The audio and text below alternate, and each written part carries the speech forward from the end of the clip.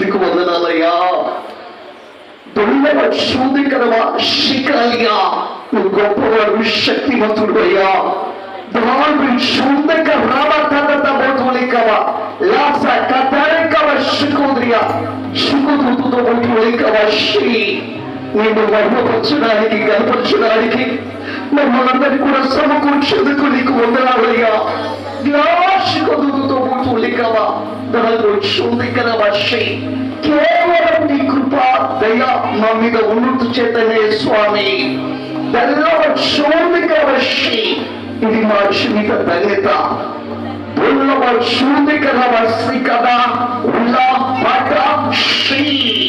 స్థుతుల ద్వారా పాటల ద్వారా మీరు మహిమ గంధపులో పొందుకునే స్తోత్రములు.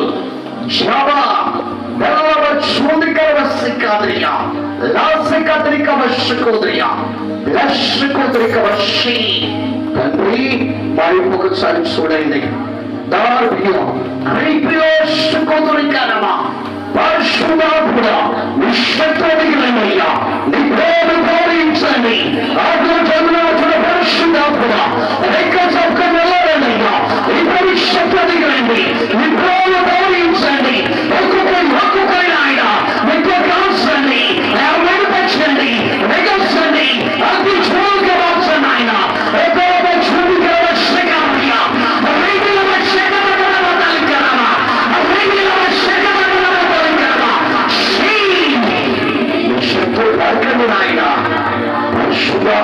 శుద్ధిగా బొట్టుకుని దిగిరండి.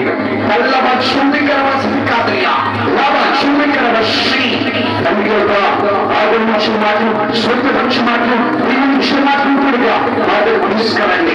జాబా ఖాతా రాబా శిఖాశ్రీ అందరికీ కూడా పెంచిపెట్టేదయ్యా. శుకోరికరమా శ్రీ వర్క్ పొందుకునే ఆ జీవితాలు పరిశ్రమ చేసుకొని కొత్త ప్రపంచంలో కృపపరుస్తాను పక్షండి. కాపాడి సూచిస్తానికి మాట కనుక ప్రేక్షకులు వేస్తున్నామని భావిస్తున్నాం. అభిషేకం స్వప్నమైన ప్రసన్నమైన తెలుసు నామక చేస్తున్నాం. పరిశుద్ధాత్మ ఈ ప్రార్థన వ్యవస్థకు సంబంధించిన అధిక మహిమతో కప్పి కాపులు గమనించు. అద్భుతంగా చూడకరంగా దీవెనకరంగా మీ నామాన్ని ఒకరు జరుగుతున్నానే పొందుకమని జాబా కదలికల నజుడు చేసుకున్నాను అడుగుతున్నాను తండ్రి. సరే సరే సరే నాకు వాక్యాంశాలు కదా. అయ్యగారు జాన్ గారు 8 గంటలకు చెప్పారు టైం.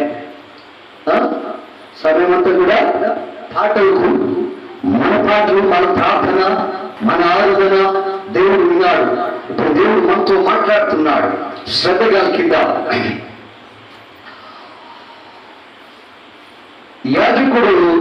యాజకుడి దగ్గరికి ఎవరైనా కూడా ఒక తప్పు చేసినప్పుడు బలిపశువు తీసుకొని యాజకుడి దగ్గరికి తీసుకుని వస్తారు. యాజకుడు దాని తరం తగినకి దాని యొక్క క్షమ కలిసి ఆ యొక్క అవగాలను కూడా వదిలేసి లోపల ఉన్న కసును భూమిలో పారవేస్తాము, తూర్పు దిక్కున పారవేస్తారు. తల, కాళ్ళు, ఆత్మలను కడిగి బలిపీఠం మీద పెట్టినప్పుడు ఖాళీ ఇంపైన శ్వాసనగా దేవుడు ఆక్రమిస్తున్నాడు. ఆమేన్, హల్లెలూయా, హల్లెలూయా. పరిశుద్ధాత్మ దేవుడు యాజకుడు వాక్యమనే ఖడ్గం పట్టుకొని మన మధ్యకి దిగొచ్చి ఉన్నాడు.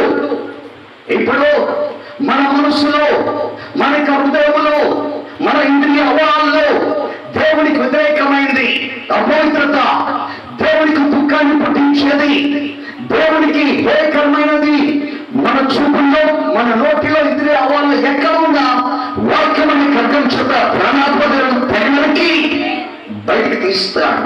కాబట్టి నొప్పి పుడుతుంది, బాధ కలుగుతుంది. అయినా కూడా శ్రద్ధగా ఆలకించాలి.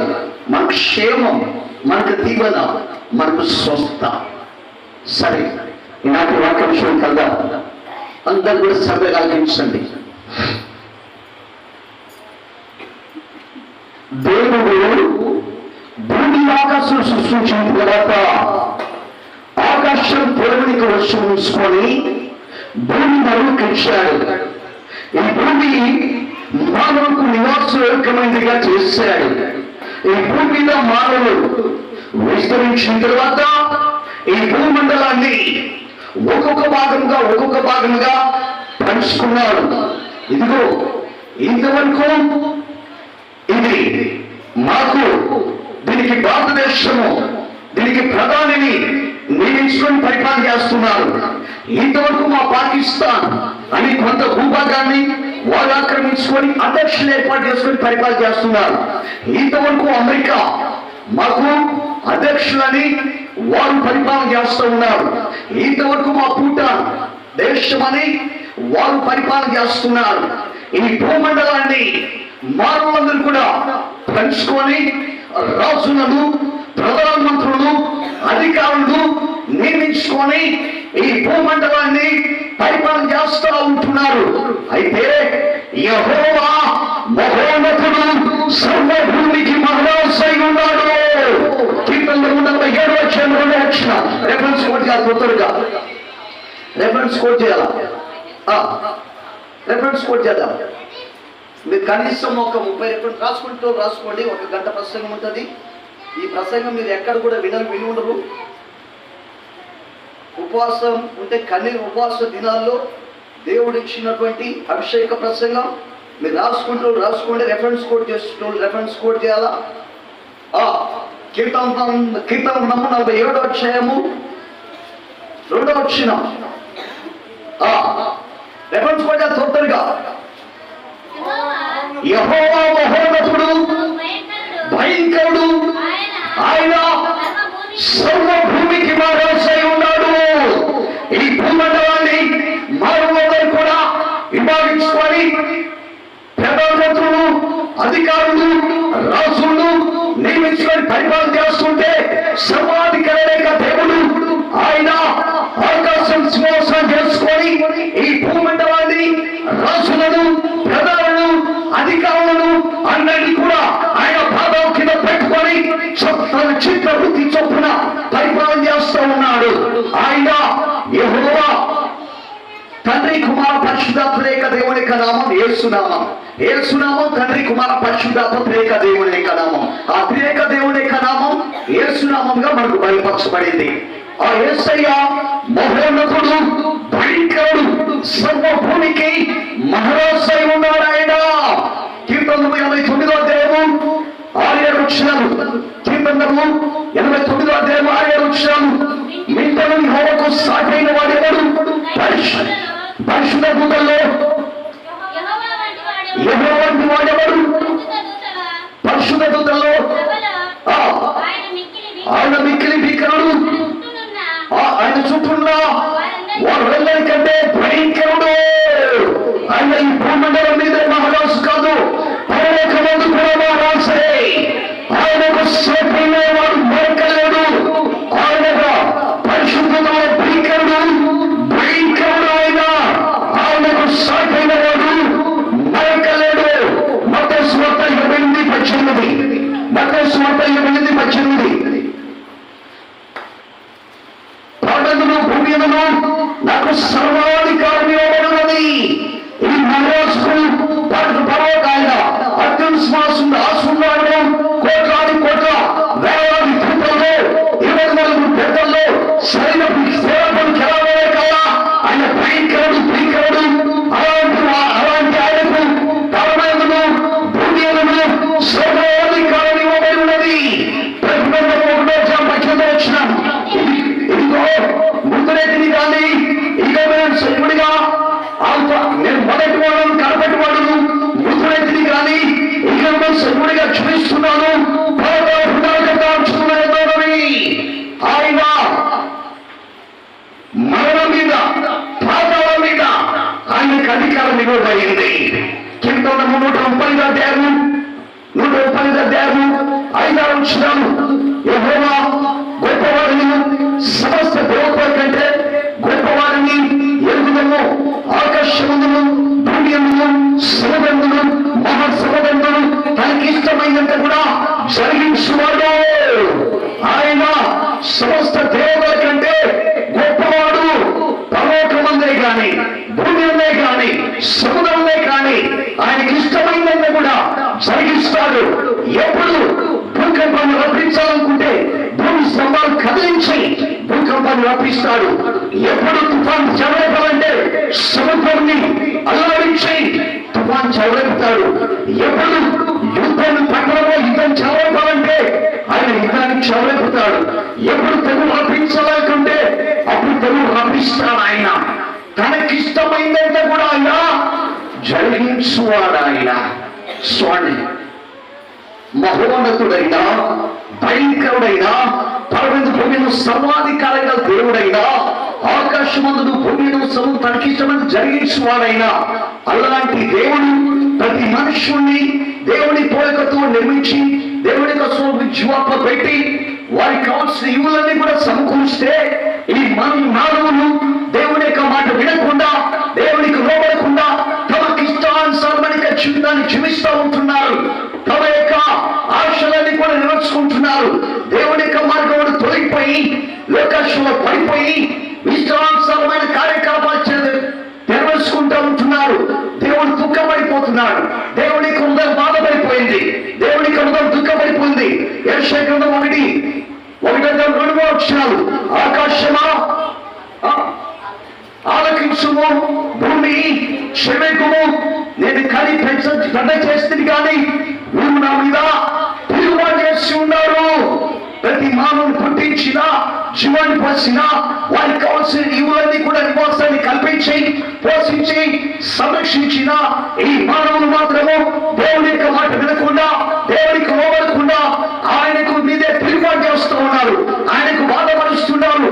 ఆయన దుఃఖం, ఆయన బాధ ఈ లోకంలో ఎవరికి చెప్పుకోలేక ఆకాశానికి, భూమికి తన బాధలంతా కూడా, తన దుఃఖాలంతా కూడా చెప్పుకుంటా ఉంటున్నాడు. సంవత్సరమా అయితే చేతగాని వాడైనా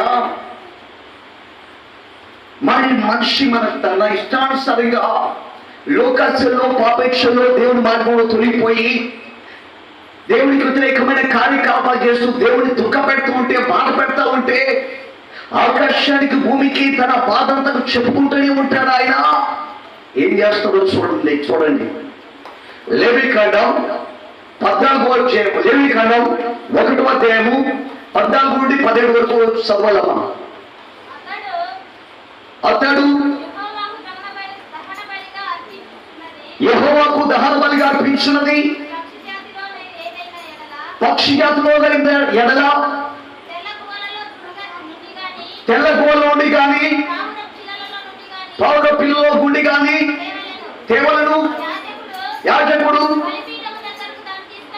బలిపీఠం దగ్గర దాన్ని తీసుకుని వచ్చి దాని తలం తుంచి బలిపీఠం మీద దాన్ని దహించవలెను. అమ్మా చూడాల దాని రక్తము బలిపీఠం కింద పిండవలెను.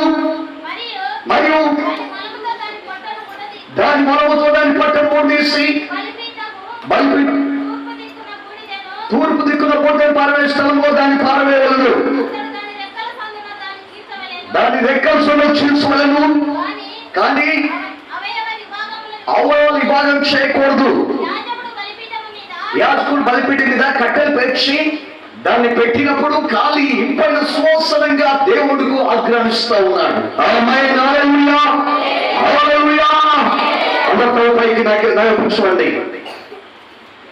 ఎవరైనా కూడా దహన బలిగా దేవునికి అర్పించాలనుకున్నప్పుడు గువ్వల నుండి, పౌరు నుండి కానీ యాజకుడి దగ్గర తీసుకొని రావాలి. అయితే ఇప్పుడు యాజకుడు దాని తలం తుంచి దాని రక్తాన్ని బలిపీఠం అడుగు భాగాన పోస్తాడు. దాని పొట్టను చీల్చి దాని మలమును బూటే పారవేసే స్థలంలో తూర్పు దిక్కున పారవేస్తాడు. దాని రెక్కల చున్న చీలుస్తూ ఉంటున్నాడు.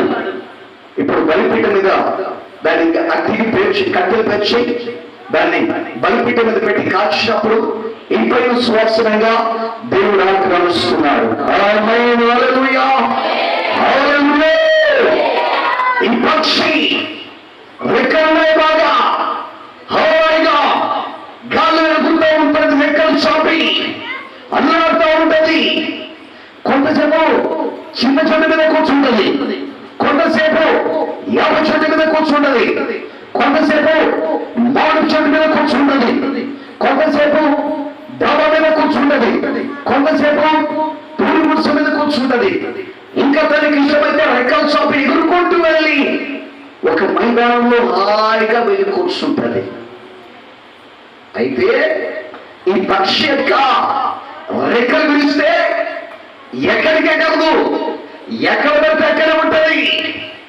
ఈ పక్షి నాకు బలం ఉంది, నా ఇష్టం ఉంది, నా కోరికలు ఉన్నాయి, హాయిగా పైకి రెక్కలు చాపి ఎగురుతాను, నా మనసులో ఆశించొప్పున నేను ఎగురుతాను, నా కోరికలన్నీ కూడా నా ఇష్టాలన్నీ కూడా నేను తీర్చుకుంటానని ఈ పక్షి రెక్కలు చాపి ఎగురుతుంది.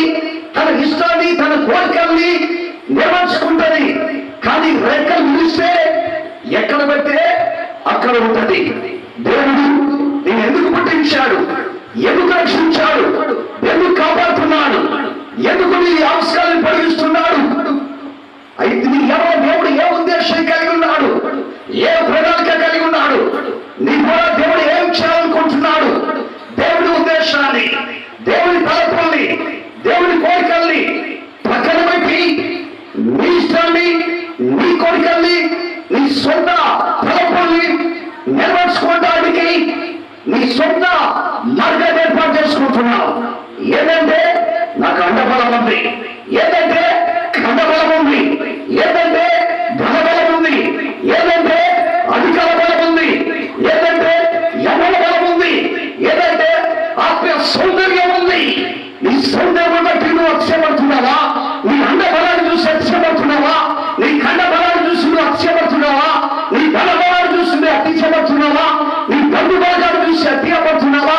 సర్వశక్తి లేక దేవుడు నిన్ను ఎందుకు పుట్టించాడు, నిన్ను ఎందుకు రక్షించాడు, ఎందుకు కాపాడుతున్నాడు, ఎందుకు పోషిస్తున్నాడు, ఎందుకు నీ జీవితంలో పొడిగిస్తున్నాడు, దేవుడి ఉద్దేశం ఏంటి, దేవుడి యొక్క ప్రణాళిక ఏంటి? నువ్వు పుట్టకుండా నీ సొంత ఇష్టాల్ని, నీ సొంత కోరికల్ని నువ్వు నిర్వహించుకుంటున్నావా? జాగ్రత్త. దేవుడు నీ రెక్కలు రుచి వేస్తాడు. నీ అండబలం, నీ కండబలం, నీ ధనబలం, నీ బంధు బలగం, నీ సౌందర్యం, నీ యవ్వన బలం అంత పోయేంత వరకు రెక్కలు విరుస్తాడు, రెక్కలు విరుస్తాడు, రెక్కలు విరుస్తాడు. దేవుడి చిత్తం నీలో నెరవేర్చబడాలని, దేవుడు నీ కూడా నా ద్వారా మహిమపరచబడాలని, నీ ద్వారా దేవుడు లోకాన్ని చూపించుకోవాలని, నీ ద్వారా దేవుడు కనపరచబడాలని, నీ ద్వారా ఎవరికి మహిమ తెచ్చుకోవాలని ఒక ప్రత్యేక ఉద్దేశం కలిగి నేను పుట్టించి ఉన్నాడు, నేను కాపాడుతూ ఉన్నాడు, నేను పోషిస్తూ ఉంటున్నాడు. ఇప్పటికైనా నీ సొంత ఇష్టాన్ని పక్కన పెట్టాలి. ఇప్పటికైనా నీ సొంత కోరికలు పక్కన పెట్టాలి. నీ యొక్క ఇవ్వబడక మనపై, నీ యవ్వన బలం ఉడికిపోక మనపై, నీ సౌందర్యం అంతా కూడా అట్టడిగిపోక మనపై, నీ అండబలం తొలగిపోక మనపై, నీ ధన బలము తీసివేయబడక మనపై ప్రభువా క్షమించండి ఆయన, క్షమించండి అయ్యా. ఎన్నో తెగులు, ఎన్నో ఉపద్రవాలు వచ్చాయి, కాపాడావు, పోషించావు, సంరక్షించావు, ఆవిష్కరిస్తున్నావు. కానీ నువ్వు ఎందుకైతే పట్టించావో, ఎందుకైతే రక్షించావో, నా గడవ ఏ ఉద్దేశం కలిగి ఉన్నావో, ఏ సంకల్పం కలిగి ఉన్నావో, నీ ఉద్దేశాన్ని, నీ ప్రణాళికను, నీ సంకల్పాన్ని, నీ ఇష్టాన్ని పక్కన పెట్టేదయ్యా.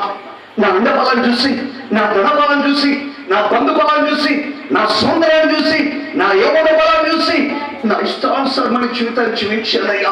క్షమించండి అయ్యా, మన్నించండి ఆయన.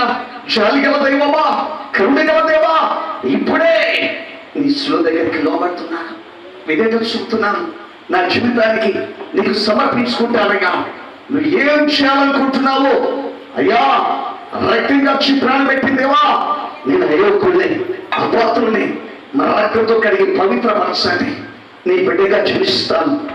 నాలో నువ్వు ఎలా ఊరేగాలనుకున్నావో, నువ్వు ఏ విధంగా లోకానికి నా ద్వారా లోకానికి చూపించాలనుకున్నావో, ఏ విధంగా నా ద్వారా నువ్వు కనపరచబడాలనుకున్నావో, యెరూషలేములో గాడిద మీద ఊరేగలేవా, నా ద్వారా నువ్వు ఎలాగ ఊరేగలన్నా, ఎలాగ కనపరచబడాలన్నా, ఏ విధంగా నువ్వు కీర్తించుకోవాలనుకున్నా ఆ విధంగా నేను నీకు సమర్పించుకుంటున్నానయ్యా. కృప చూపించండి, దయ చూపించండి అని శిలువ దగ్గరికి వస్తే పశ్చాత్తపడి ప్రార్థిస్తే ప్రభు క్షమిస్తాడు. ఆ రక్తంతో కడిగి పవిత్రపరుస్తాడు. దేవుని యొక్క ఉద్దేశం ప్రణాళికలోకి ఎత్తి పట్టుకుంటాడు. అపోస్తలుల కార్యం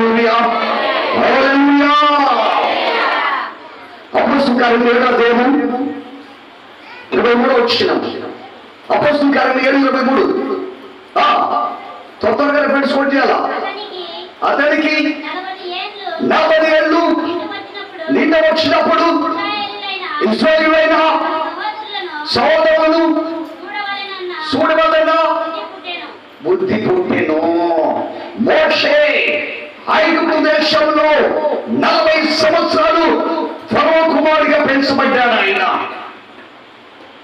అధికార బలం ఉంది, ధన బలం ఉంది, అండబలం ఉంది, కడబలం ఉంది. కత్తి చావచ్చు, మరణించవచ్చు. ఐగుప్తు దేశంలో సకల పాండిత్య విద్యలన్నీ కూడా నేర్చుకున్నవాడు. ఒక దినాన అలాగా నడుచుకుంటూ వెళ్తుంటే ఒక ఐగుప్తుడు ఇశ్రాయేలు మీద పడి కొడతా ఉన్నాడు. చూశాడు, అటు ఇటు చూసి ఐగుప్తుని చంపి ఇసుకలో బాధ పెట్టాడు. మరుసటి దినాన ఇద్దరు ఇశ్రాయేలు పోట్లాడుతుండగా, అరే మీరు సోదరులా పోట్లాడుకోకూడదురా అని హెచ్చరిక చేస్తే, అవునా నిన్న దినాన ఒకరిని చంపి ఈ దినం నాకు తీర్పగా చెప్తున్నావా? నీ తీర్పగా పెట్టిన వాడెవడు అని కానీ విషయం పరుగు తెలుస్తుందని చెప్పేసి ఐగుప్తు దేశం నుండి పారిపోయాడు. మిద్యాను దేశానికి పారిపోయి ఒక బావి దగ్గర అక్కడ పడుకుని ఉన్నాడు. ఆ బావి దగ్గరికి ఆ యొక్క ఇద్దరు రఘువేలు యొక్క కుమార్తెలు 7 మంది గొర్రెలు మేపడానికి, నీళ్లు పెట్టడానికి, తాపడానికి అక్కడికి వచ్చున్నారు. గొర్రెల కాపర్లు వీళ్ళని నీళ్లు పెట్టనేటం లేదు. వాళ్ళందరితో ఈయన మోషే ఇద్దరు వాళ్ళందరినీ కూడా పారదోలి ఇక నీళ్లు పట్టించారు. గొర్రెలు తాగాయి, ఇంటికి వెళ్ళిపోయారు. రఘువేలు యొక్క కుమార్తెలు, ఎందుకమ్మా ఈ దినం ఇంత తొందరగా వచ్చారు? ఒక ఆయన మాకు సాయం చేశాడు, ఆయన మన ఇంటికి తీసుకురావద్దా, భోజనానికి పిలవండి. తీసుకొచ్చారు. ఇప్పుడు మోషే ఇప్పుడు ఇత్రో ఇంట భోజనం చేశాడు. ఇత్ర అంటున్నాడు, నువ్వు ఇక్కడే ఉండదు, నీకు తినడానికి తిండి పెడతా, కట్టుకోవటానికి బట్టలు ఇస్తా, నీకు పిల్లలు కూడా ఇస్తా, నా గొర్రెలు కాయి. మోషేను ఐగుప్తు దేశంలో వేరు చేయడానికి దేవునికి 40 సంవత్సరాలు పట్టింది.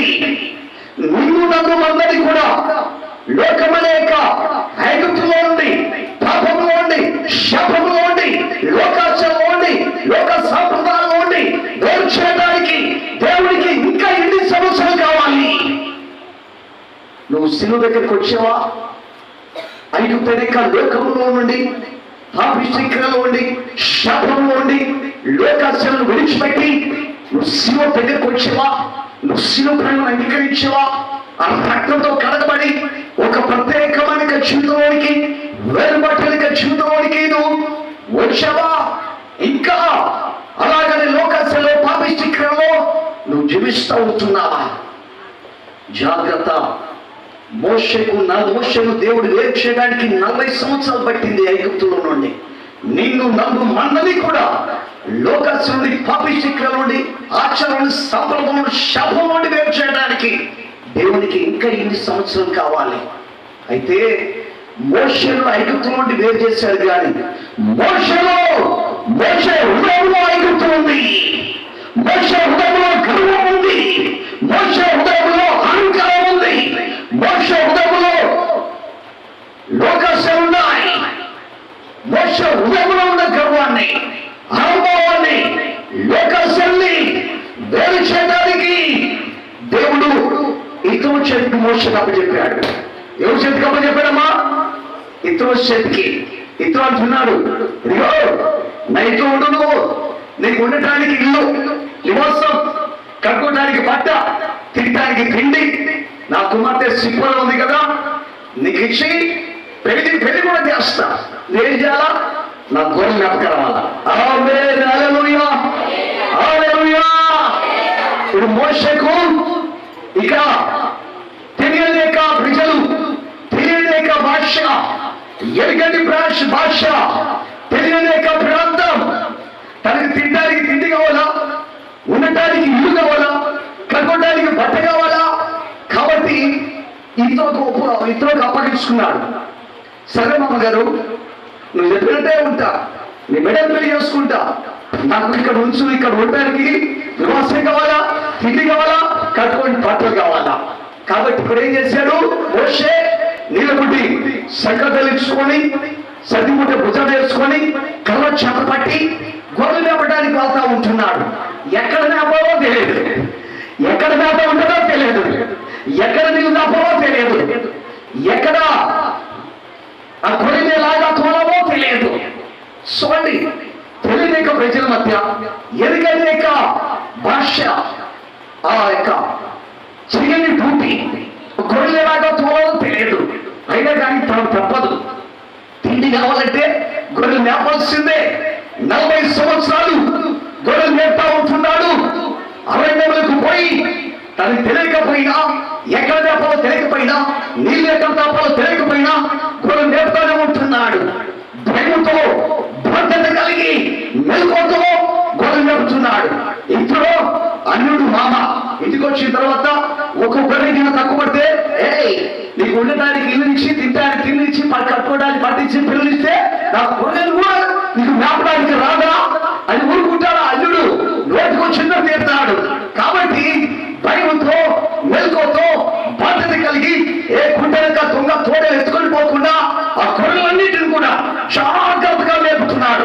తనకి తెలియని ప్రదేశమైనా, ఎరగలేక భాష అయినా, చేయలేక భూమైనా 40 సంవత్సరాలు ఎండకెడుతూ, వారిగా తడుస్తూ అరణ్యంలో గొర్రెలు మేపుతున్నాడు, గొర్రెలు మేపుతున్నాడు. మోషే 40 సంవత్సరాలు ఎండకెండి, వారిని తడిసి గొర్రెల వెంట తిరుగుతున్నప్పుడు దేవుడు రెక్కలు ఇరుస్తున్నాడు. మోషేలో ఉన్న గర్వం, ఆరోపణ, హృదయంలో ఉన్న కోరికలు, ఐగుప్తులది అంత కూడా పోయేంత వరకు ఇరుస్తా ఉన్నాడు. ఆమేన్, హల్లెలూయా, హల్లెలూయా. 80 సంవత్సరప్పుడు మంచు యొక్క పొదలో దేవుడు ప్రత్యక్షమై మోషే రా, నా ప్రజలక ఇశ్రాయేలుగా బాగా చూస్తున్నాను, వారి కన్నీరు మురుగులు విడినాను, కన్నీరు చూస్తున్నాను, వారు పీడిపించడానికి వచ్చి ఉన్నానంటే ఏమంటున్నారు తెలుసా? చూడండి, నిర్గమకాండము 4:10 వచ్చిన 4:10. అప్పుడు మోషే, ప్రభువా, ఇంతకు మునుపైనను నీవు నీ దాసునితో మాట్లాడినప్పుడు నేను మాట నేర్పని కాదయ్యా, నేను నోటి మాదే కాలవన్నయ్యా, నా చేత కాదయ్యా, నేను వెళ్ళలేనయ్యా, పంపి దర్శనాన్ని పంపుమయ్యా. మోషేకు మాటలు రావా? అపోస్తలుల కార్యం 7:22 వచ్చిన 7:22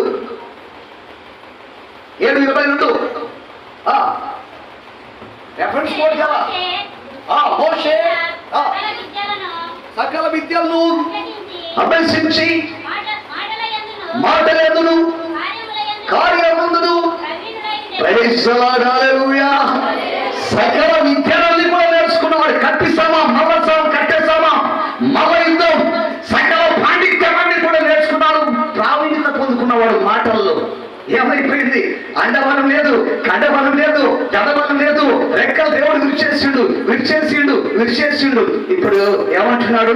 ప్రభువా, అంత దేవుడు ఎందుకు పుట్టించాడు, ఎందుకు ఇక్కడ చేశాడు, ఏం చేయాలనుకున్నాడు, దేవుని చిత్తమే నాలో జరుగుతుంది. ఆమేన్, హల్లెలూయా, హల్లెలూయా. నీలో ఉన్న గర్వం, నీలో ఉన్న అనుభవం, నీలో ఉన్న ఐగుప్తు లోకాశలు, నీలో, నాలో, మనందరిలో ఉన్నటువంటి లోకాశలన్నీ కూడా బయటికి తీయడానికి, దేవుని చిత్తంలోకి మార్చడానికి దేవుడు రెక్కలు విరుస్తాడు. ఒకవేళ నీ భర్త చేతికి అప్పచెప్తాడు, నీ అత్త చేతికి అప్పచెప్తాడు, నీ కోడల చేతికి అప్పచెప్తాడు, నీ సేవకుని చేతికి అప్పచెప్తాడు, లేకపోతే సేవకుని విశ్వాసకి అప్పచెప్తాడు. రెక్కలు విడిచేదానికి, మన గర్వం పోయేదానికి, మన అనుభవం పోయేదానికి. ఎంత పని చేసినా కానీ ఒకటే అవుతుందా, నన్ను తిడతా ఉంటావు లేదయ్యా, నేను ఇప్పుడు దాకా పని చేసి ఇప్పుడే కదా ఆట కూర్చుంది. లేదు, నీలో గర్వం ఉంది. అందరికాడికి నేనే పని బాగా చేస్తున్నాను, బాగా అందరికాడికి మాకే సంతానం ఉంది, అందరూ మా కాడికి తక్కువ అనే గర్వం ఉంది.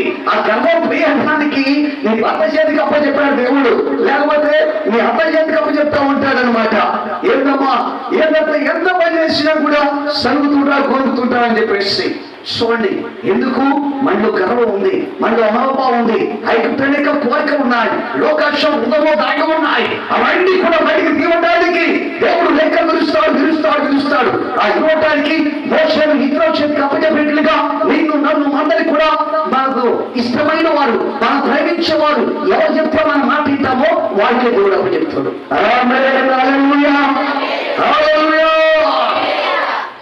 మనుషుల ప్రత్యక్షమయ్యాడు దేవుడు. నా చేత కదయ్యా, నేను మాట దేపం కదయ్యా, నా వల్ల కదయ్యా, నేను వదలలేదయ్యా, పంపిదర్శోలే పాపము. అప్పుడు ఆయన కొన్ని సూచికలు చూశాడు. ఆయన నా వల్ల కాదు, ఆయన సాకారం పంపించాడు. ఇప్పుడు దేవుడు అభిషేకించి పంపిస్తే దేవుని యొక్క శక్తిని ప్రత్యక్షపరిచి అనేక ఆశ్చర్యకాల చేత, అద్భుతకాల చేత దేవుని శక్తిని ప్రత్యక్షపరిచి ఐగుప్తుల యొక్క అందరినీ కూడా మొత్తి ఐగుప్తు దేశంలో ఉండి ఆశ్చర్యకరంగా ఇశ్రాయేలు జనం విడిపించి అనేక ఆశ్చర్యకాల అద్భుతాలు చూపించి వాగ్దాన దేశానికి నడిపించే సాధనంగా దేవుడు బహుగా వాడుకున్నాడు.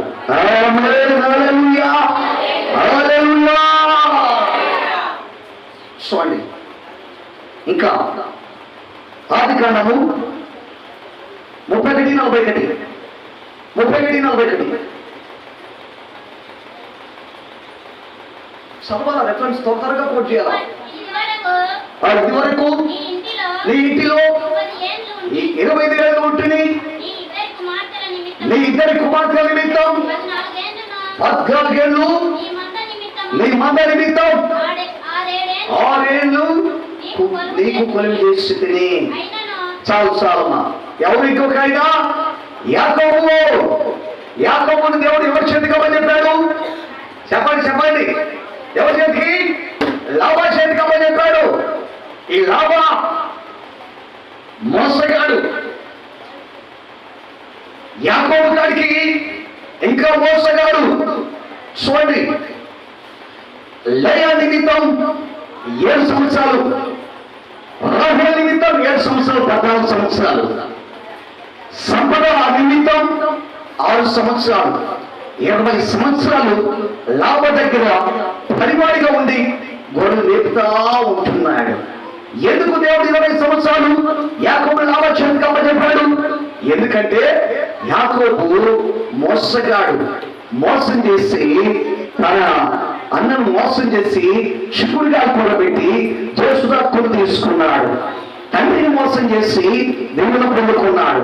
చూడండి, ఇక్కడ దగ్గర అంతేకాకుండా మామ దగ్గరకు వచ్చి గొర్రె సూడు కట్టేస్తున్నప్పుడు చిల్లకి కర్రలు తొక్కలు తీసి వాటిని ఇలా సార్వత్రిక పిల్లలు వినాలని వాటి దగ్గర మామను కూడా మోసం చేశాడు.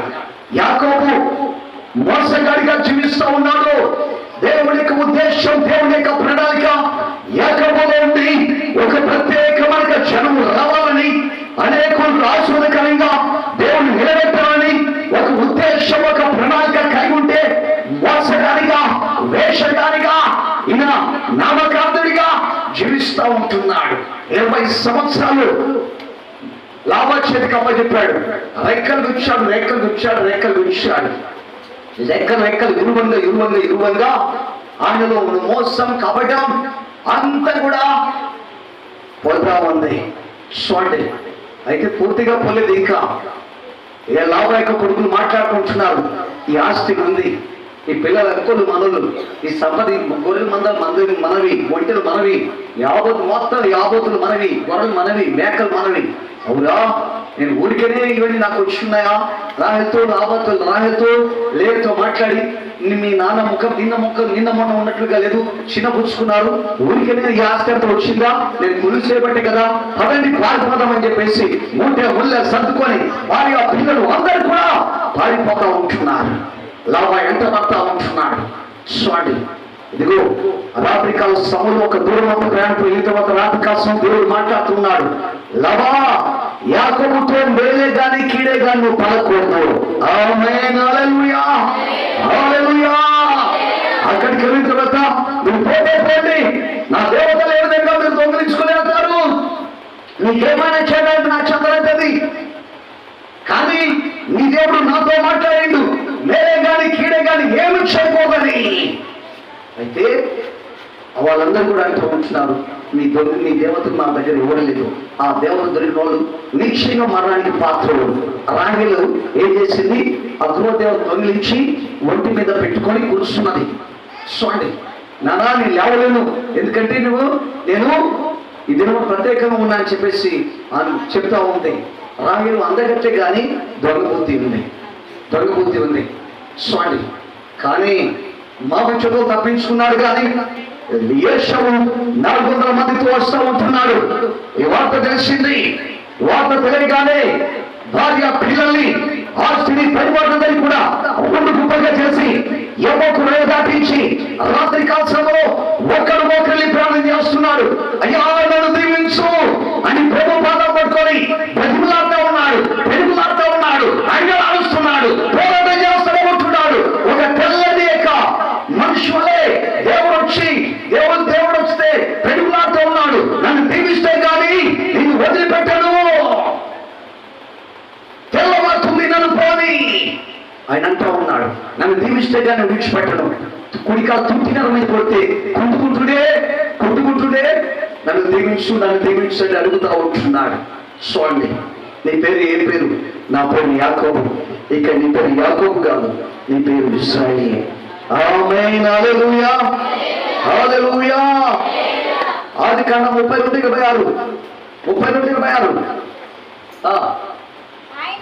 ఆయన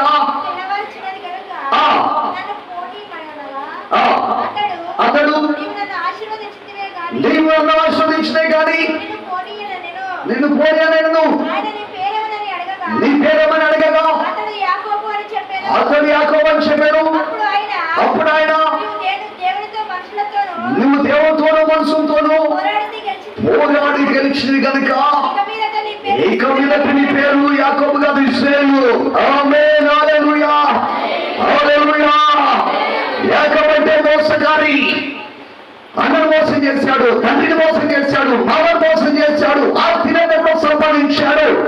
కానీ ఇది ఉంటుందో ఊడిపోతుందో? మోసం చేత సంపాదించిన ఆస్తి, అక్రమంగా చేత సంపాదించిన ఆస్తి ఉంటుందో ఊడిపోతుందో? మందరిని మోసం చేసి సంపాదించాడు, మామను మోసం చేసి సంపాదించాడు.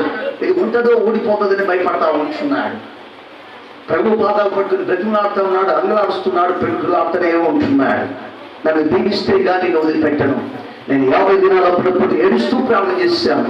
ప్రభువా, ఎస్ఎల్ పానవర అయితే 18 గంటలు ప్రార్థన చేస్తాడు. దినాకర అయితే ఆయన 6 గంటలు ప్రార్థన చేస్తాడు. థామస్ గారు అయితే ఆయన 4 గంటలు ప్రార్థన చేస్తాడు. నేను గంటల తరబడి ప్రార్థన చేయలేకపోతున్నానని ఏడుస్తూ పడుకున్నాను.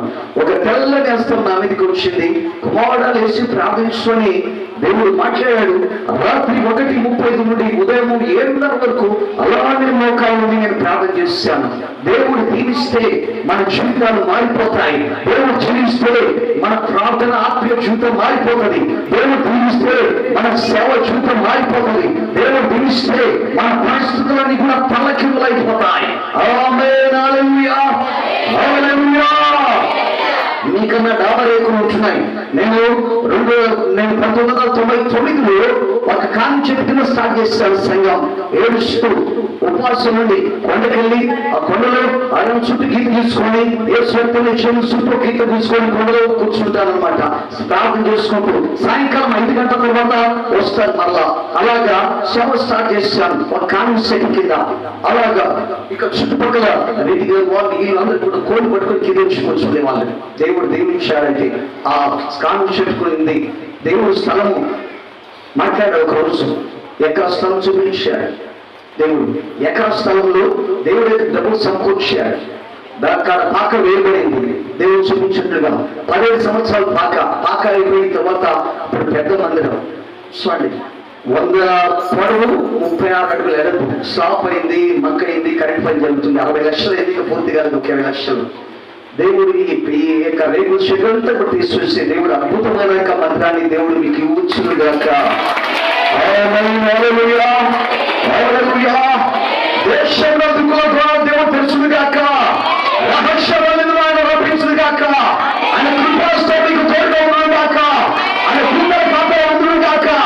అద్భుతంగా ఆశ్చర్యకరంగా ఆయన నామానికి మహిమకరంగా ఘనమైన మహిమకరమైన అనుభవమైనటువంటి దేవుని పరిశుద్ధుడు యాకోబు పరిశుద్ధుడు మన దేవుడు అంటే యేసుకు పెద్ద మందిరం ఇష్టంగా కట్టబడము గాక. నా సేవకుడు నోటు వచ్చి ప్రతి మాట నిర్వహిస్తాను చెప్పినాక దేవుడు పరలోకము ఉంది దీవిస్తూ ఉంటున్నాడు. ఈ వాక్యం నిర్వహిస్తూ ఉన్నాడు. యాకోబు పెద్దలతో పోరాడి పెరుగులాడి ప్రేమ పాదాలు పట్టుకొని దీవించాలనుకుంటుంటే నీకు దీవెన కావాలి కదా. ఏం పేరు నీ పేరు? నా పేరు యాకోబు. నీ పేరు యాకోబు కాదు. ఇక నుండి ఇశ్రాయేలు నీ కపటం, నీ వేషధారణ, నీ మోసం, నీ నమ్మకాల జీవితం అంతా కూడా విడిచిపెట్టి నాకు యథార్థంగా నువ్వు జీవించడానికి తీర్మానం చేస్తున్నావు కాబట్టి నేను ఇశ్రాయేలుగా జీవిస్తూ ఉంటున్నాను. నీ కూడా అనేక జనసమూహం ఉంది అని దేవుడు పిలిచేశాడు.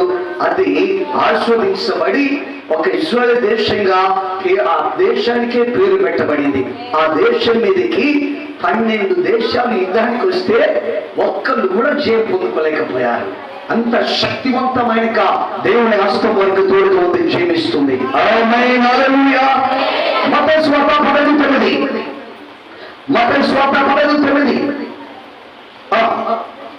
రెఫరెన్స్ కొట్టాలా? ఈ ప్రజలు తమ పెదవులతో నన్ను కనపరచును కానీ వాడు హృదయం నాకు దూరంగా ఉన్నది. చాలా చూడండి, లోకాశ నుండి పాపేక్ష నుండి వేరే యేసు రక్తంలో కడగబడి మనమందరం కూడా దేవుని పిల్లలుగా ఆయన నాయకుతో సంవత్సరం చేస్తున్నాం. సర్వదేశంలో కల్లా దేవునికి రాజులుగా, యాజకులుగా, పరిశుద్ధులుగా, దేవుని యొక్క సొంత ప్రజలుగా జీవిస్తున్నాం. అయితే మన ప్రభుత్వం కొంతమంది స్తుతిస్తున్నారంటే కానీ వారి హృదయంలో దేవునికి స్థానం లేదంట. చూడండి, అయితే నేను సేవకుడిగా మీ అందరికి బాగానే కనిపించవచ్చు, కానీ దేవుని ఎదుట దేవుని దృష్టికి ఎలా ఉంది మనకి హృదయం? ఒకసారి పరిశీలన చేసుకుందాం. బాగానే పాటలు పాడుతున్నాం, బాగానే ప్రాణం చేస్తున్నాం, బాగానే ఉపవాసం ఉంటున్నాం, బాగానే వాక్యం చెప్తున్నాం, బాగానే అన్ని భాషలు మాట్లాడుతున్నాం, బాగానే ప్రవచనాలు చెప్తున్నాం, కానీ మన యొక్క హృదయ స్థితి ఏ విధంగా ఉంది దేవుడు చూస్తూ ఉంటున్నాడు. అన్నాడు శాస్త్రులు పరుషులు చూసి, శాస్త్రులు పరుషులైనా నువ్వు సోదరులు సమాధులు పరున్నారు, అవి బయటికి శృంగారంతోనూ అలంకరించబడి తలగా ఉన్నాయి, లోపల అక్రమం అన్యాయంతో నిలుకొని ఉన్నారు. అయితే మనం బాగా ప్రార్థన చేస్తున్నాం, ఆయనతో సంవత్సరం చేస్తున్నాం, ఆర్థిస్తున్నాం, గెలిపిస్తున్నాం, వాక్యం చెప్తున్నాం, ఆయన భాషలు మాట్లాడుతున్నాం, ప్రవర్తిస్తున్నాం. మన యొక్క హృదయం ఏ విధంగా ఉంది? హృదయంలో పగ, ద్వేష, అదేవిధంగా కుట్ర, కుళ్ళు అనేది ఉందా? ఒకసారి పరిశీలన చేసుకుందాం. ఒకవేళ పైకి భక్తిగా ఉన్నాం కానీ లోపల అక్రమము, అన్యాయం అనేది ఉందా? ఈ వికాసం పరిశీలన చేసుకుందాం. వేషధారణ వల్ల ఏమీ కూడా ఒక్క దీవెన కూడా రాదు. వేషమైన దేవుడు క్షమిస్తాడు కానీ వేషధారణ ఏ మాత్రం కూడా దేవుడు క్షమించడు. మందిరంలో ఉన్నప్పుడు భక్తిగానే ఉంటాం, బయటతో ఉంటాం, బయటకి వెళ్ళిన తర్వాత మన ఆత్మీయ జీవితం ఏ విధంగా ఉంది, ఇంటికి వెళ్ళిన తర్వాత మన సాక్ష్యం ఏ విధంగా ఉంది, బయటికి వెళ్ళిన తర్వాత మన మాటలు ఏ విధంగా ఉన్నాయి? ఒకసారి పరిశీలన చేసుకుందాం, ఒకసారి తీర్మానం చేసుకుందాం. ఒకవేళ నువ్వు నామకార్థంగా జీవిస్తున్నావా, వేషధారణ జీవిస్తున్నావా, కమలభక్తి చేస్తున్నావా? ఒకసారి పరిశీలన చేసుకుందాం. ఈ రాత్రి కాల సమయంలో యాకోబును దేవుడు ఖండించాడు, ఇశ్రాయేలుగా మార్చాడు. ఈ రాత్రి కాల సమయంలో ప్రభువా గడిచిన కాలం అంతా కూడా నామకార్థ భక్తి చేశాడగా, వేషధారణ భక్తి చేశాడగా, సున్నగొట్టి సమాధానం చేశాడు, సమాధి లాంటి జీవితమయ్యా. బయటికి భక్తి ఉంది కానీ లోపల అక్రమం, అన్యాయం ఉంది. నా మాట బాగలేదు, నా సాక్ష్యం బాగలేదు, కానీ మందిరానికి వచ్చిన తర్వాత భక్తిగా ఉంటానయ్యా. వేషధారణ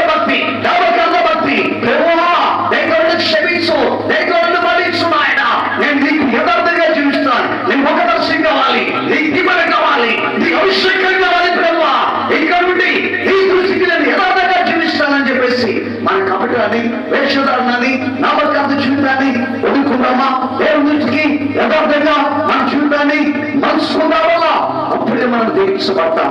అప్పుడే మనం వదులుతాం. మన మీద, మన కుటుంబం మీద, మన పిల్లల మీద ఇన్ని దినాలు మన కపట నామకాంత జీవితాన్ని బట్టి ఏ శాపమైతే ఆవరించిందో ఈ ఓపిక సభలో నా ప్రభు ఆ శాపాన్ని పిల్లల కలిగా మార్చబోతున్నాడు. నీ మీదికి, నీ పిల్లల మీదికి, నీ ఆర్థిక విషయాల మీదికి ఏ దీవెన, ఏ ఆశీర్వాదం, ఏ అభిషేకం రాకుండా అడ్డుకుంటుందో ఆ శాపాన్ని కొట్టివేసి నీ కుటుంబాన్ని బట్టి, నీ సమర్పణ బట్టి, నీ వైశాపాన్ని బట్టి ఈ ఓపిక సభలో నా ప్రభు ఈ శాపాన్ని కొట్టివేసి దీవించబోతున్నాడు. ఆమె నీ పిల్లలు దీవించబోతున్నాడు. ఆమె నీ పాడి పశువులు దీవించబోతున్నాడు. ఆమె నీ పిల్లల యొక్క చదువులు దీవించబోతున్నాడు. ఆమె నీ పిల్లల యొక్క ఉద్యోగాలు దీవించబోతున్నాడు. ఆమె నీ అప్పులో సమితిలోకి నడిపించబోతున్నాడు. ఆమె నీ మీద, నీ పిల్లల మీద ఉన్న యొక్క పోరాటాలు కూడా అనుభూతి దేవుడు నెమ్మది అవుతున్నాడు. ఆమె ఇన్ని దినాలు ఆత్మీయ బలం పొందుకోకుండా, ఎదగకుండా, పేరు లేకుండా కృపబడి కృప, అభిషేకమై అభిషేకం ఎదుగుదలకి ఎదగకుండా ఎక్కడైతే బలిపరచబడ్డారో, ఎక్కడైతే ఆత్మ వృత్తంతో, ఆత్మీయ బలితో అన్నిటిపోతున్నారో ఈ రాత్రికాశంలో నా ప్రభు ఈ ఉన్న ఆత్మ వృత్తాన్ని, ఆత్మీయ బలిపల నుండి విడిపించి ఆయన శక్తితో బలపరిచి తాకి ఆయన హస్తంతో బాధపరుస్తున్నాడు. ఆయన కృపతో నింపుతున్నాడు. కృపమని కృప, అభిషేకంపై అభిషేకం, మహిమలోని అతి మహిమలోనికి దేశం కృపగా దేశం చేయబోతున్నాడు.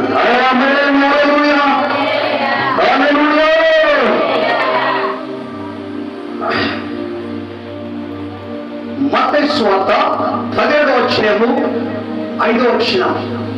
నాకు ఇష్టమైనటువంటి గోల్డెన్ వర్డ్, మీ అందరికీ కూడా ఇష్టమే. ఇదిగో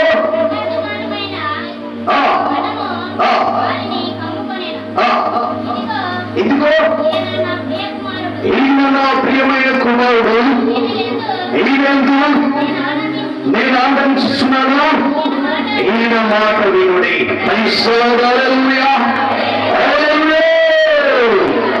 భూలోకంలో తండ్రి లేక దేవుడు తొలి చూసినప్పుడు అందరూ దేవుని మార్గంలో తొలగిపోయిన వారే, అందరూ ఆయన గుండెని పొడిచిన వారే, కోపాన్ని పుట్టించిన వారే, సంతాపకాలు చేసిన వారే, మోసపుచ్చిన వారే. కానీ కుమారుడు యేసయ్య తన కుమారుని బట్టి ఆనందించిపోయాడు, ప్రవేశించిపోయాడు. ఇదిగో నేను నా ప్రియమైన కుమారుడు, నేను ఆనందిస్తున్నాను, ఈయన మాట వినండి. అందరం చెప్తాం, యేసయ్యా నీకే స్తోత్రమయ్యా, నీకే నమస్కారమయ్యా, నీకే వందనాలయ్యా. పాపిష్టి లోకంలో మూర్ఖులకి వంకర చెరక మధ్య నీకు ప్రియమైన కుమారుడిగా, కుమార్తెగా శ్రీంచి నిన్ను ఆనందం చేసే కృప, అభిషేకం, దీవెన ప్రసాదించమని యేసు నామములో అడుగుతున్నాము తండ్రి.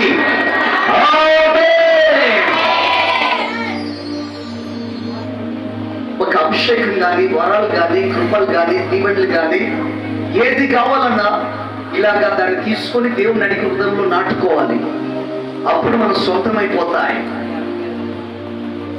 ఈ లోకంలో యేసు ప్రభువు గారు 33 సంవత్సరం జీవించాడు. 30 సంవత్సరాలప్పుడు ఆయన బాప్తిసం తీసుకున్నప్పుడు ఆకాశంలో నుండి ఆకాశం తెరవబడింది, పరిశుద్ధాత్మ ప్రభావంలో వచ్చి ఆయన మీద వాలింది. ఇదిగో ఈయన నా ప్రియమైన కుమారుడు, ఈయన మిమ్మల్ని ఆనందిస్తున్నానని తండ్రి యొక్క దేవుడు సాక్ష్యం ఇచ్చాడు.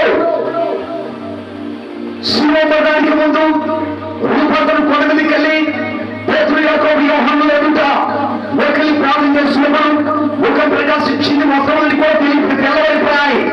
మోషే ఏలియా దిగి వచ్చి యేషువ జన్మదినం గురించి మాట్లాడుతూ ఉంటున్నాడు. ఇంత లోపల ప్రభువా మోషకొకటి, నీకొకటి, ఏలికొకటి ప్రదర్శనలు కడతాము. ఏం మాట్లాడుతున్నా తెలియగానే మాట్లాడుతున్నాడు. ప్రకాశమైన మేఘం వచ్చి మహిమ వచ్చి కమ్ముకున్నది. ఇందులో ఈయన నా ప్రియమైన కుమారుడు, ఈయన నేను ఆనందిస్తున్నాను, నిన్న మాట వినండి. ఆమేన్, హల్లెలూయా. బాప్తిసం తీసుకోకమునుపు ప్రియమైన కుమారుడు చూపించాడు. బాప్తిసం తీసుకున్న తర్వాత ఉంచాడు.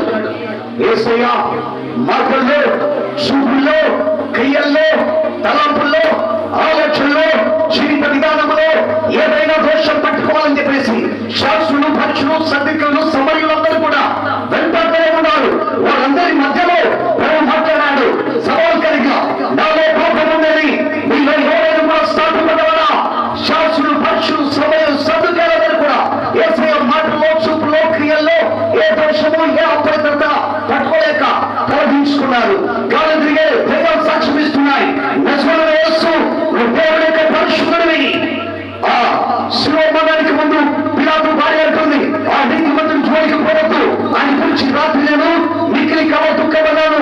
పిలాతు అంటున్నాడు, ఈ నీతిమంతుని యొక్క రక్తము నేను నిరపరాధిని. యేసయ్య మాటలో, చూపులో, క్రియలో, జీవిత విధానంలో ఎక్కడ కూడా దోషం లేదు. పరిశుద్ధుడు, నిర్దోషి, నిష్కలంకుడు, పాపోచనగా ప్రత్యేకమైన వాడు, మిక్కిలి ఎత్తైన స్థలముకు కొనిపోయినటువంటి వాడు ఆయన.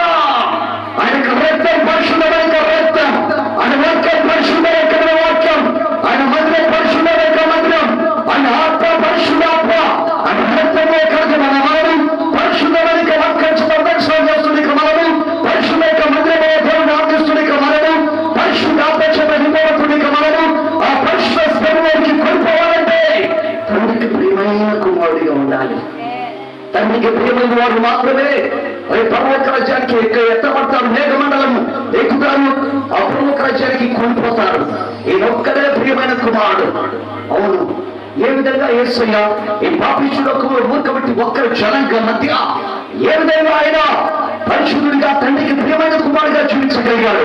చూడండి, అపోస్తుల కార్యము 10:38 వచ్చిన అపోస్తుల కార్యం 10:38 ఆ రెఫరెన్స్ కూడా త్వరగా 10:38 అదేవిధంగా దేవుడు నజరేయుడైన యేసును పరిశుద్ధాత్మతోను శక్తితోను అభిషేకించెను.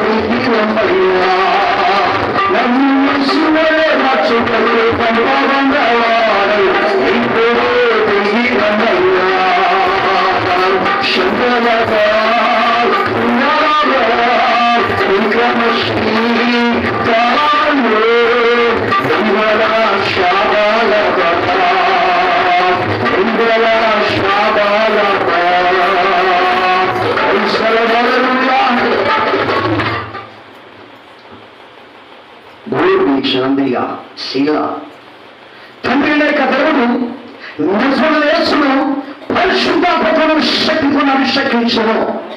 ఇక ఇప్పుడు సర్వేను రెఫరెన్స్ పక్కన చెప్పేస్తాను, మీరందరూ కూడా నోట్ చేసుకుని అంతా ప్రవేశించండి. తండ్రి లేక దేవుడు నజరేయుడైన యేసును పరిశుద్ధాత్మతోను శక్తితోను అభిషేకించెను. ఈ పాపిష్ఠుల యొక్క ఒక్కరి జనాంగ మధ్య పాపం తగలకుండా, పాపం చేయకుండా యేసు ప్రభువును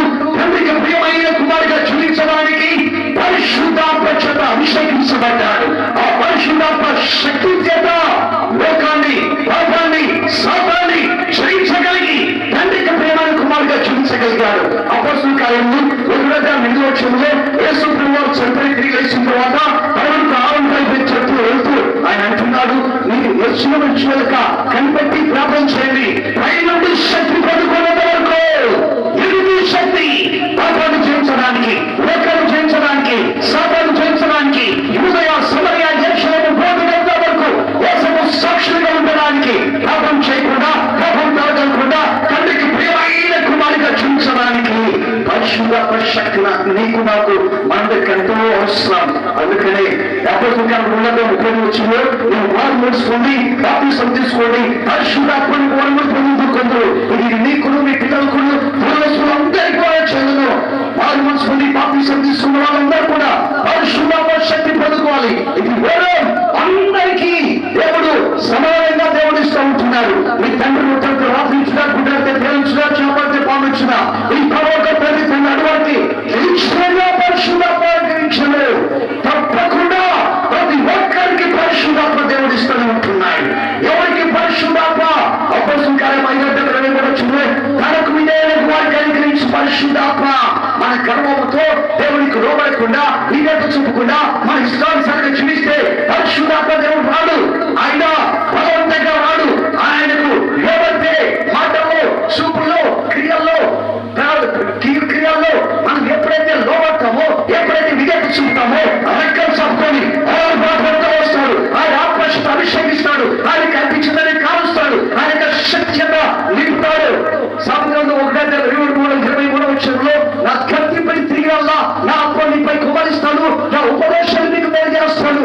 ఏ విషయంలో దేవునికి లోపలేదు, ఏ విషయంలో మన దేవునికి విధేయత చూపలేదు, ఇంకా పలుమారు దేవుడు హెచ్చరిక చేసిన శాపం ద్వారా, ఒక్క ద్వారా, దర్శనం ద్వారా, కళ ద్వారా హెచ్చరిక చేసిన సినిమాలు ఇంకా మారకుండా ఉంటున్నావా? ఇంకా వాట్సాప్ లో, ఫేస్బుక్ లో దేవుడికి వ్యతిరేకమైన మెసేజ్లు, దేవుడికి వ్యతిరేకమైనటువంటివి ఇంకా నువ్వు చూస్తూ ఉంటున్నావా? ఒకవేళ ఏ విషయంలో దేవుడికి లోపలేదు, ఏ విషయంలో ఇంకా ఆయన గడ్డింపు తిరగలేదు, ఈ రాత్రి కాల సమయంలో ఆయన గడ్డింపు తిరిగినట్లయితే పక్షాతమని ఆయనకు వ్యతిరేకమైంది, అసహ్యకరమైంది విడిచిపెట్లయితే ఇప్పుడే ఆయన బలంగా నిన్ను అభిషేకించనన్నాడు. ఆమేన్, హల్లెలూయా, హల్లెలూయా. యోహాను సువార్త 14:17 లోకమాన్ని అందరూ కనుక పొందలేరు, ఆయన మీరు ఎరుగుదురు, మీలో ఉండదు, మీతో కూడా ఉండడం. ఎల్లప్పుడు కూడా మనలో ఉండటానికి, మనతో ఉండటానికి ఆదరణకర్తలేక ఆయనను పరిశుద్ధాత్మ దేవుని పంపిస్తా ఉంటున్నాడు. దేవుని మనకి స్తోత్రం, హల్లెలూయా, హల్లెలూయా. ఆయన ఎలాంటి వాడు తెలుసా? యెషయా గ్రంథం 28:2 ఇది చదవాలా, అందరూ రుణం చేసుకోవాలా. యెషయా గ్రంథం 28:2 పరిశుద్ధాత్మ దేవుడు ఎలాంటి వాడు తెలుసా? అందరూ రుణం చేసుకోవాలి. బైబిల్లో 28:2 ఆలకించుడి బల ప్రకారం ప్రేమకున్నాడు, వరదల వర్షాన్ని ప్రేమ జలములు తిప్పికొట్టగా శక్తిమంతుడు ఆయన.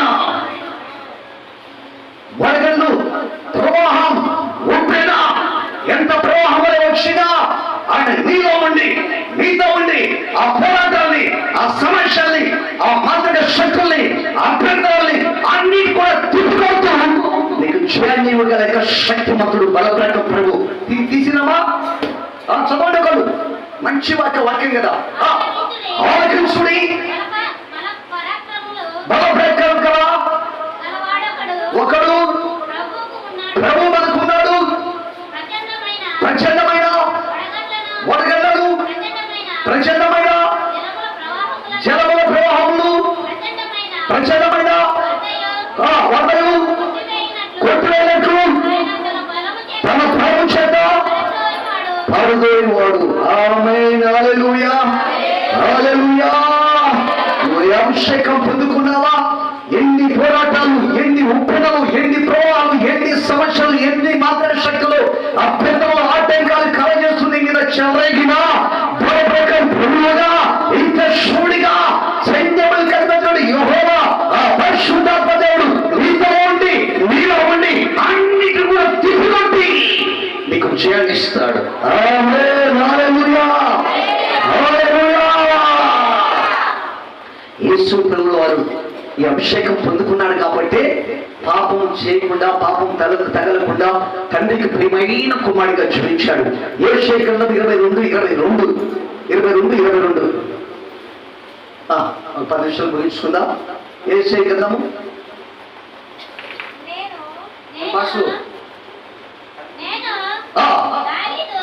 నేను దావీదు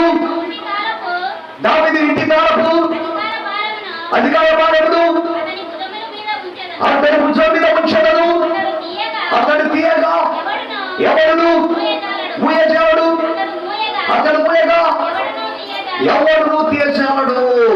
దావీదు ఇంటి తాళపు అతని భుజం మీద ఉన్నది. తలుపు తీయగా ఎవరు మూయజాలడు, తలుపు వేయగా ఎవరు తీయజాలడు. నీ ప్రభువు, నీ బాధ్యత అంతా కూడా యేసయ్య భుజం మీద ఉంది. నీ అధికారం యేసయ్య చేతిలో ఉంది. దేవుడు బయటికి తలుపు తెరిస్తే బయటికి వెళ్ళడం, తలుపు మూస్తే లోపల ఉండడం.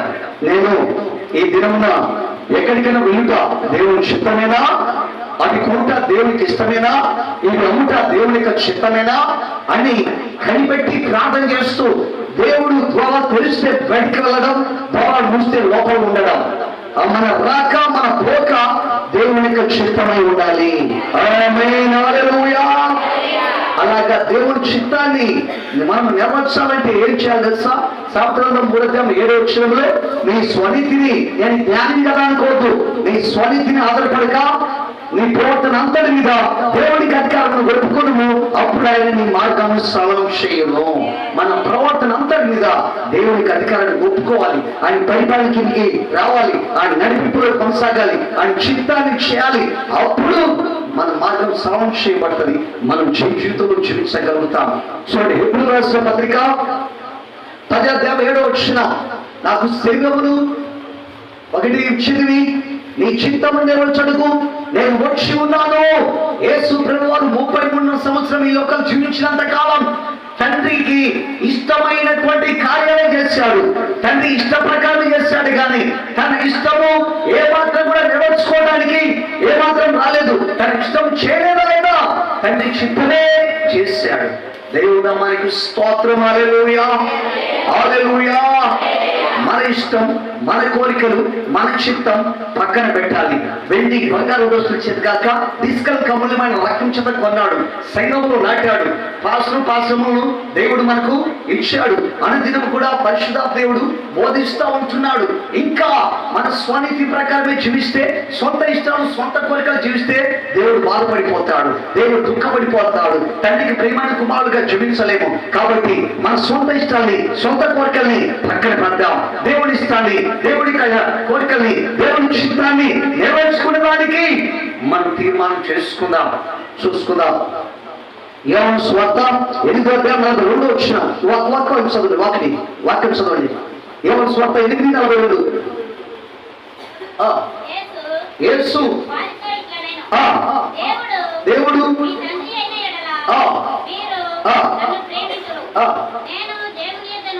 నేను దేవుడి యొద్ద నుండి నా అంతట నేను వచ్చి ఉండలేదు. ప్రైజ్ ది లార్డ్, హల్లెలూయా. యేసు ప్రభువారు సేవకుడిగా ఈ లోకానికి వచ్చిన దినాల్లో నా అంతట నేను వచ్చి ఉండలేదు, తండ్రి పంపిస్తే నేను వచ్చున్నాను. యేసయ్య తమ యొక్క కాళ్ళు తండ్రికి అప్పగించుకున్నాడు. నా అంతటా నేను ఏమీ బోధించలేదు, కానీ తండ్రి వద్ద ఇన్న మాటలే నేను బోధిస్తున్నాను. యోహాను సువార్త 8:26 చెవులు దేవుడికి అప్పగించుకున్నాడు. నా అంతటా నేను ఏమి చేయలేదు, కానీ తండ్రి క్రియలే నేను బోధిస్తున్నాను. యోహాను సువార్త 8:28 యేసు వదులమ యేసు ప్రభువు సేవకుడిగా ఈ లోకానికి వచ్చిన దినాల్లో ఆయన నోరు, చెవి, పాదకాళ్ళు, చేతులు తండ్రికి అప్పగించుకున్నాడు. నువ్వు దేవుడి చింత రక్తం చేత కలగబడ్డావు. ఆయన యొక్క మార్గంలో నడిపించబడుతున్నావు. ఆయన ఆత్మచేత అభిషేకించబడ్డావు. ఆయన చిత్తాన్ని చేయడానికే దేవుడు నీకు నన్ను ఏర్పాటు చేసుకున్నాడు. అయితే నీ చెవులు దేవుడి చిత్తానికి దేవుడికి అప్పగించుకున్నావా? నీ నోరు దేవుడికి అప్పగించుకున్నావా? నీ చేతులు దేవుడికి అప్పగించుకున్నావా? నీ పాదాలు దేవుడికి అప్పగించుకున్నావా? నీ నోరు దేవుడికి అప్పగించుకున్నట్లయితే పోకిరి మాటలు, బూతు మాటలు, శాశ్వతులు, అపవిత్ర మాటలు నువ్వు మాట్లాడకూడదు. దీనివల్ల యేసయ్య నీతిని, కీర్తిని సలాపం చేస్తూ ఆయన స్తుతిస్తూ ఉండాలి. క్షేమకరమైన సమాధానకరమైన మృదువైన దీవెనకరమైన మాటలే పలుకుతూ ఉండాలి. అదేవిధంగా మన చెవులు ముసలమ ముచ్చట్లు అపవిత్ర మాటలు ఏమాత్రం కూడా వినకుండా పరలోకము యొక్క దేవుని యొక్క స్వరాన్ని వినడానికి ఎప్పుడు కూడా మనం ఆత్మీయ శుభం కలిగి సిద్ధపరుచుకుని ఉండాలి. మన చేతులు ఎక్కడికి ఏ క్రియలంటే ఆ క్రియలు చేయకుండా పవిత్రమైన యొక్క చేతులు దేవుడి నామానికి మహిమకరంగా ఆయన పరిచయం చేయడానికి సేవలు సహకారంగా ఉండటానికి ఆయన యొక్క సాధారణంగా వాడబట్టడానికి మన చేతులు అప్పగించుకోవాలి.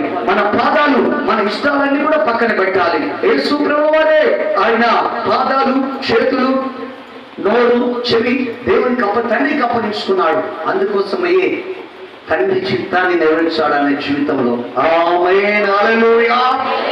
రాత్రి కాలం అంతా కూడా శిష్యులందరూ కూడా నిద్రపోయిన తర్వాత రాత్రి కాలం అంతా కూడా ప్రాంతంలో తండ్రి సన్నిధిలో మోకలి, తండ్రి రేపు ఉదయం అయ్యా నేను ఏ ప్రాంతానికి వెళ్ళాలి, రేపు ఉదయము ఏ మాటలు బోధించాలి, రేపు ఉదయము ఎవరెవరిని స్వస్థపరచాలని తండ్రి నడిపింపును తెలుసుకునేటువంటి వాడు. తండ్రి నడిపింపు కొరకు తండ్రి నడిపింపు ప్రకారము అలాంటి గ్రామానికి వెళ్ళేవాడు. తండ్రి నడిపింపు ప్రకారం ఆ తండ్రి మాటలు బోధించేవాడు. తండ్రి నడిపింపు ప్రకారము పలాని వాళ్ళని స్వస్థపరిచేవాడు. ఆమేన్ హల్లెలూయా హల్లెలూయా. పరిశుద్ధాత్మ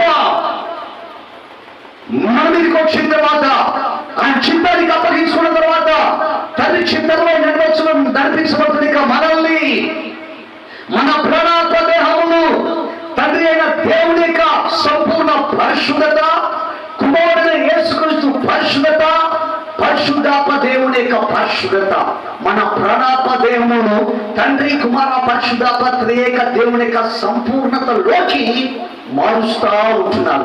ఊరికే రెఫరెన్స్ చెప్తాను, రాసుకోండి. ఎఫెసీయులకు రాసిన పత్రిక 3:18 దేవుని యొక్క సంపూర్ణ పరిశుద్ధత.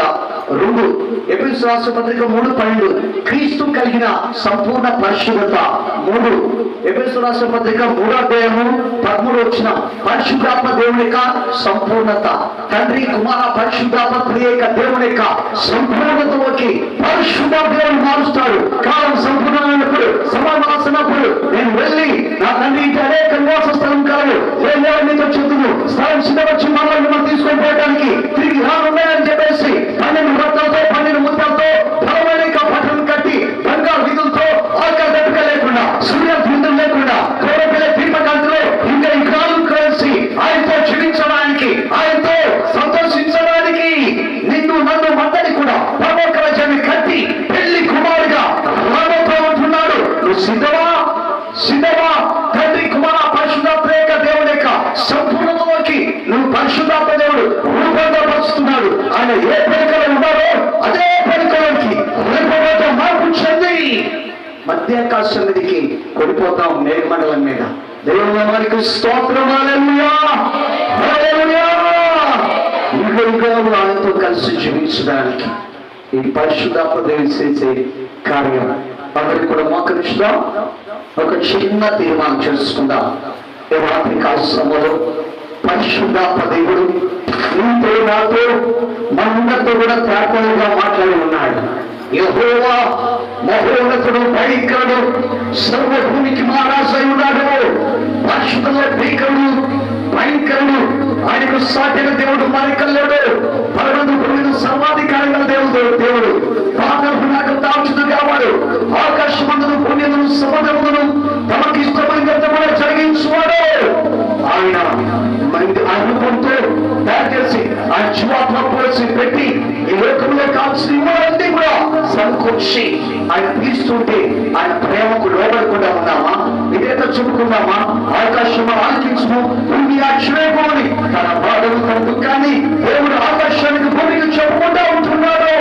ఒక పక్షిని ఏ విధంగా రెక్కలు పెంచితే ఎక్కడ పెడితే అక్కడ ఉంటుందో అదే విధంగా తన మాట వినని వారికి తన ఇష్టాన్ని, తన కోరికల్ని, తన యొక్క ఉద్దేశాన్ని నేర్చుకునే వారిని రెక్కలు పిలుస్తాడు. వారి అండబలం, వారి ఖండబలం, వారి బంధుబలం, వారి ధనబలం, వారి యౌవనబలం, వారి సౌందర్యం అంతా కూడా విడిచివేస్తాడు.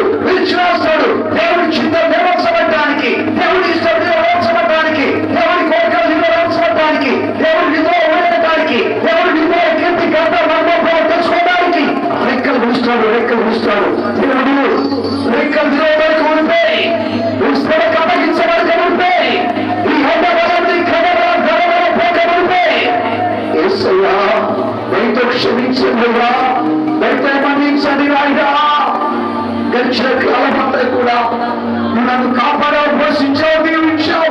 నీ మాట మీద నీకు లోబడలేదు. నా ఇష్టం, నా కోరికలు, నా చిత్తాన్ని నెరవేర్చుకున్నాను స్వామి. అయినా ఇప్పుడే అయ్యా నీ సిలువ రక్తం కిందికి వస్తున్నాను నా ప్రభువా.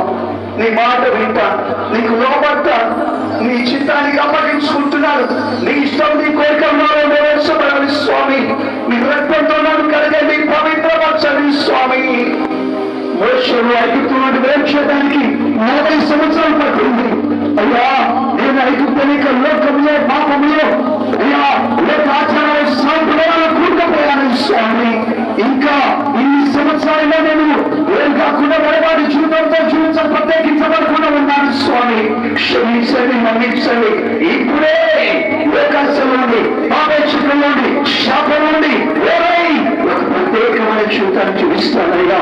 నాలో ఐగుప్తుంది, నాలో కర్మ ఉంది, నాలో లోకాశం ఉన్నాయి. క్షమించండి, మన్నించండి ప్రభా. 40 సంవత్సరాలు వర్షము రేఖలు స్వామి. నీ చిత్తానికి అప్పగించుకునేంత వరకు రేఖలు విషయాలయ్యా. అయ్యా నాలో కర్మం, అవమానం నాలో ఉండేక లోకాశలన్నీ కూడా తీసుకుంటున్నాను. నీ రక్తంతో కలిగి పవిత్రపరచండి స్వామి. నీ చిత్తాన్ని నెరవేర్చాలి స్వామి. యాకోబు 20 సంవత్సరాలు లాభక్షతికి అప్పచెప్పావు. మోసగాడిగా, వేషధారిగా, నామకార్థంగా చూపించాడు. రెక్కలించడానికి అప్పగించావు స్వామి. 20 సంవత్సరాల తర్వాత అయ్యా ఇశ్రాయేలుగా దీవించబడ్డాడు. దేవా నేను పైకి స్తుతిస్తున్నాను కానీ నా హృదయం నీకు దూరంగా ఉంది. సున్నపట్టిన సమాధిగా ఉంటున్నాము. అక్రమంతో, అన్యాయంతో నిన్ను కలిపోతున్నావు స్వామి. నాయన దేవా నామకార్థంగా చూపించి భక్తి చేశాను, వేషధారిగా భక్తి చేశాను నాయన, కపట భక్తి చేశానయ్యా. ఎంతో క్షమించండి, మన్నించండి. అందువల్ల నా కుటుంబంలో శాపం, అందువల్ల నా కుటుంబంలో దరిద్రత, అందువల్లే కష్టము, కన్నీరు, వేదన. యేసయ్యా నేను నీకు యథార్థంగా జీవిస్తానయ్యా. నాలో ఉన్న కపటాన్ని, నాలో ఉన్న వేషధారాన్ని, నాలో ఉన్న నామకార్థాన్ని ఇప్పుడే తీసుకొచ్చుకుంటున్నాను. నీకు యథార్థంగా చూపిస్తాను. నా మీద, నా పిల్లల మీద, నా కుటుంబం మీద ఒక శాపాన్ని పిల్లలు కలిగే మార్చండి. రక్షించండి, శాపాన్ని కొట్టండి. పిల్లలు కలిగే మార్చండి. నా పిల్లలు దిగించబడాలి, నా భర్త దిగించబడాలి, నా ఆర్థిక విషయాలు దిగించబడాలి, నా పెద్ద పొలం దిగించబడాలి. నేను రాత్రిగా బలాన్ని పొందుకోవాలి. అభిషేకంలో ఎదగాలి. నీ ఎదుగుదల బయలుచబడాలి. జ్వాలగా ఎదగాలి స్వామి. జ్వాలగా మందమైనా కనిపించండి, చూపించండి. తండ్రి యొక్క పెద్దడు ఇదే, ఈయన నా ప్రియమైన కుమారుడు, ఈయన నేను ఆదరిస్తున్నానని అయ్యా కుమారుని బట్టి నువ్వు ఆనందించావు తండ్రి. పాపిష్టి లోకంలో కొంతమంది ఒక్కరు చెరక మధ్య పాపము తగలకుండా, పాపము చేయకుండా నీకు ప్రియమైన కుమారుడిగా చూపించాడు. తండ్రి అయిన దేవుడు పరిశుద్ధాత్మతో శక్తితో అభిషేకించను. అయ్యా లోకాన్ని, పాపాన్ని, శాపాన్ని జయించడానికి నాకు అభిషేకం కావాలి స్వామి. నీకు సాక్షిగా జీవించడానికి నాకు అభిషేకం కావాలయ్యా. ఇప్పుడే నీ బలమైన అభిషేకం స్వామి. అడుగుదాం ఇప్పుడు అడుగుదాం. పరిశుద్ధాత్మ నా కన్ను పిలిపిడిగల్లా నా పేరుపై కుమరిస్తాను. నా ఉపదేశానికి పరిగెత్తాలని చెప్తున్నాను అయ్యా. ఇప్పుడే నీకు మొదలుతున్నాయ్యా. ఇదే చెప్తున్నాను స్వామి. నాయన ఇప్పుడే నీ బలమైన అభిషేకం నింపండి, నీ ఆపేక్షత నింపండి, నీ అభిషేకాన్ని కాల్చండి స్వామి. అందం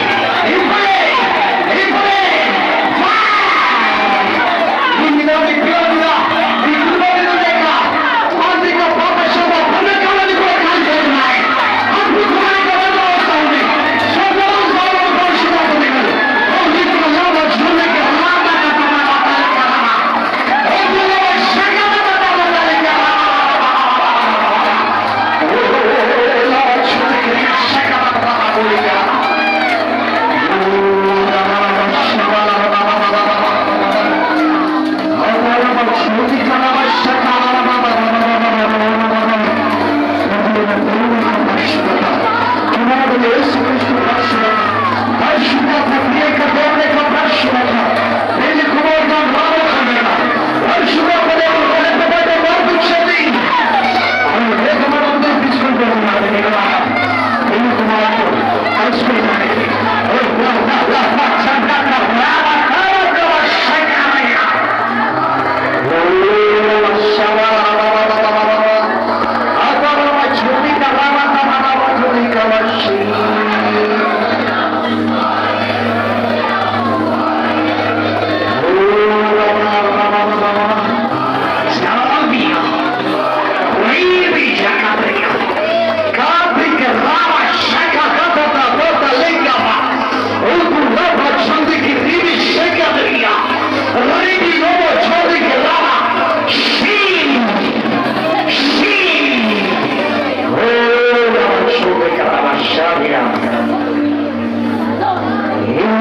సమానమైన నా ప్రియాత్ముడా, యేసుకు సమానమైన నా ప్రియాత్ముడా, ఇంకో నాకు తోడుగా మారావయ్యా,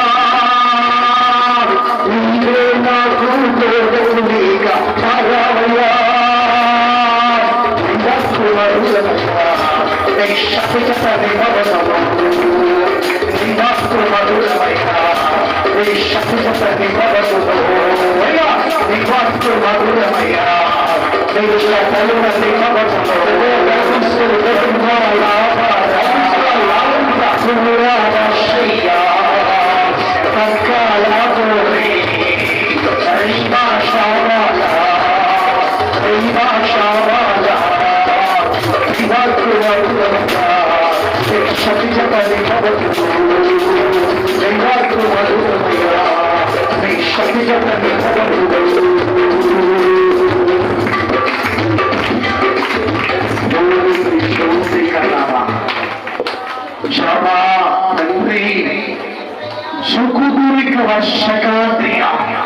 నీ కృప మా ఎడల కనపరిచినందుకు స్తోత్రాలు.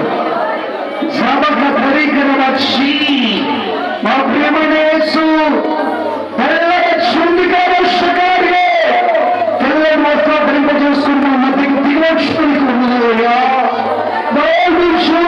వర్షకార్యే ఒక్కొక్కరి మీరు ముట్టేందుకు స్తోత్రాలు.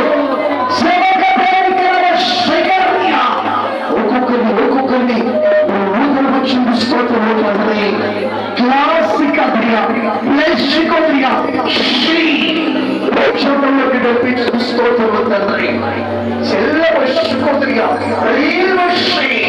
పరిశుద్ధాత్ముడా ప్రత్యేకమైన రీతిలో మాట్లాడుతూ స్తోత్రములు.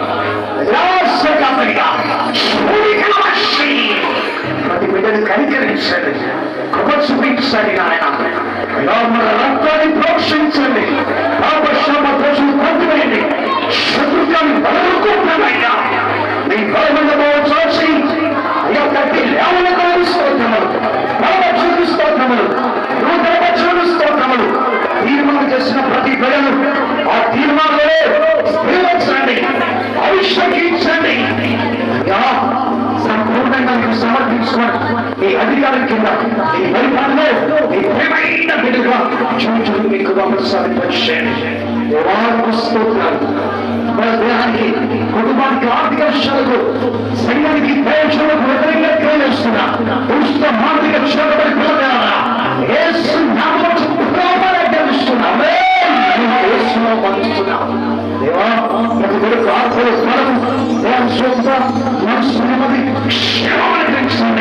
దేవుడు చూడండి, దేవుడు చూడాలి. అయ్యా తండ్రి గారిని కుమారులు దీవించండి. మీ కుమారు వారిని అభిషేకించి పట్టణంలో రాష్ట్రంలో పంపించే దేశంలో